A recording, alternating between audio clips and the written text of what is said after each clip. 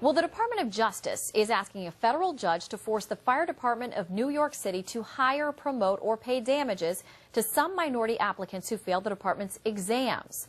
In 2007, the DOJ filed a lawsuit claiming that the test unfairly impacted blacks and Hispanics while allowing too many whites to advance.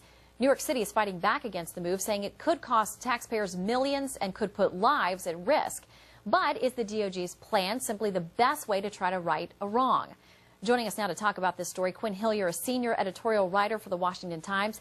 He obtained the DOJ documents that lay out this entire controversial plan. Quin, thanks for coming in today. Thank you, Shannon. Glad to be here. All right, so this involves a case that tests that were taken for within the fire department in New York City. A lot of folks passed, a lot of folks didn't. There was a mix, but they found that basically there was a disparate impact on minorities and they needed to be helped. We've seen the order that the Justice Department has now proposed. We are talking about hiring, promotion, and money to some of the people who failed the test. A lot of people are going to see a problem with that. Well, the problem is twofold. Number one, in order to try to fix it in the interim, for interim hires, the department offered 4 different ways that those interim hires could be made. All 4 of them are strict racial quotas, which goes against a number of Supreme Court precedents. The second thing is, in order to determine who gets benefits, back pay, even damage payments, the Justice Department just last month proposed an order to the judge that would let minorities that missed as much as 70% of these entrance exam questions still be eligible for damages and maybe even retroactive seniority. 70% they could miss and still be told, oh, you should have been hired and here's what we're going to pay you because you weren't hired. Okay, we invited someone from the Justice Department to come talk about this or have some response. We did not get that. We were directed to a blog on the Justice Department's website. Here's a little bit of what they had to say in reference to this case. Quote, the court found that the city's test did not even effectively measure the small fraction of skills they were intended to assess. The court concluded that applicants were excluded from consideration without having the opportunity to demonstrate their qualifications for the job, and hundreds of minority applicants were denied the opportunity to serve as firefighters for no justifiable reason. Was the test unfair? The test was not at all unfair. The third of the 3 tests that they're talking about was actually probably not a very well-designed test, but it wasn't that it was unfair. It wasn't as relevant as the 2 previous tests, but even that still set a standard where if you could not do some basic things, you were not, allowed into the fire academy. The tests that are at issue here are trying to measure basic skills, basic abilities to see what's going on. The first 11 questions of one of the tests were open book, showed a picture, and said things like, how many firemen are on the scene?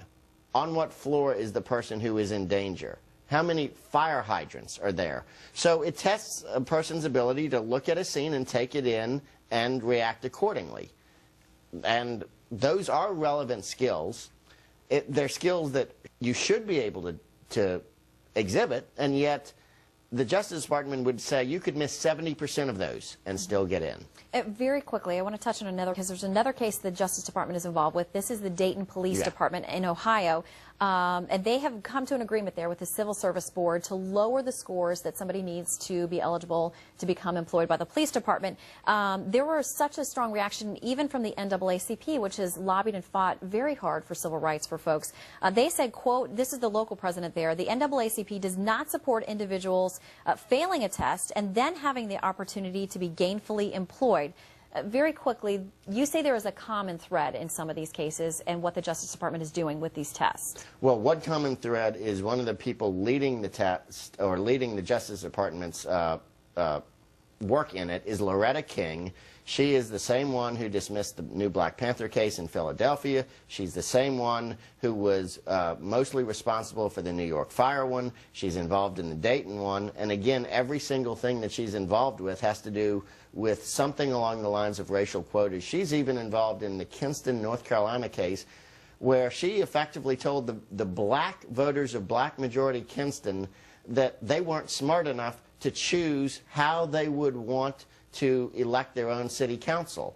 And they chose to have nonpartisan elections, and she said, no, that will not let you elect enough Democrats, therefore we're going to throw out your own referendum. So that is the common thread is Loretta King. This is about public safety, though, when it comes to the police departments, the fire departments, and especially with the New York Fire Department. These are the heroes of 9/11. They deserve a little more respect than they're getting from the Justice Department. And we will continue to watch this as it plays out because the case is not over. It's not settled yet, at least as far as the remedies are concerned. And just for the record, the Justice Department has long said that Loretta King is functioning properly. They don't make any race-based decisions. We'll see as we learn more about this case as well what their reaction is. Thank you, Shannon. Thanks for coming in.